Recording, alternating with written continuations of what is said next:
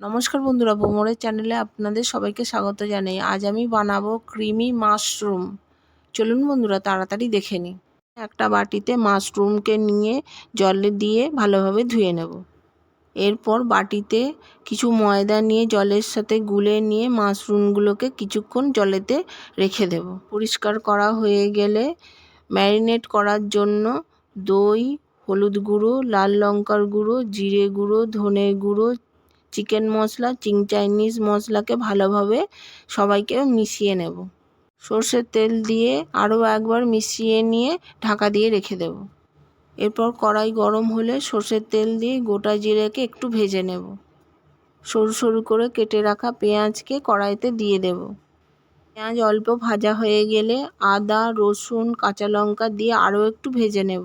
আজকে ব্রাউন করে ভাজা হয়ে গেলে ম্যারিনেট করে রাখা মাশরুমগুলোকে কড়াইতে দিয়ে টমেটো কেচাপ, ধনেপাতা, চিং চাইনিজ চাটনি দিয়ে মিশিয়ে নেব। স্বাদ মতো নুন দিয়ে একটু নাড়াচাড়া করে নেব। যতক্ষণ না তেল বেরোচ্ছে ততক্ষণ ভাজতে থাকবো। ভালোভাবে ভাজা হয়ে গেলে প্লেটে তুলে নেব। বন্ধুরা বানান, আমাকে কমেন্ট করুন কেমন হলো। লাইক, শেয়ার, সাবস্ক্রাইব করতে ভুলবেন না। আবার দেখা হবে নতুন কোনো রেসিপির সাথে। ততক্ষণ ভালো থাকুন, সুস্থ থাকুন।